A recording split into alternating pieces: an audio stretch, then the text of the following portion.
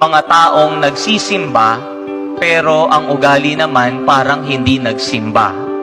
Mga taong nagsiserve sa simbahan, pero parang kung umasta, parang hindi naman taga-simbahan. Mga taong nagdadasal, pero parang walang epekto naman ang dasal sa kanila. And this speaks of prioritizing what is external rather than the internal.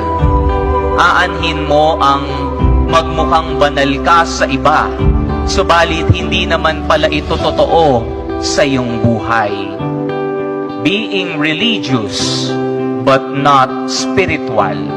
Nakikita ka ng iba, subalit para bagang walang personal connection sa Panginoon, parang walang pagbabago ng buhay.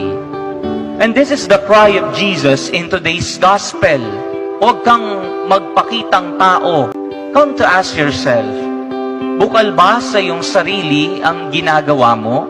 O ginagawa mo lang ang isang bagay upang maging maganda ang paningin ng iba sa iyo?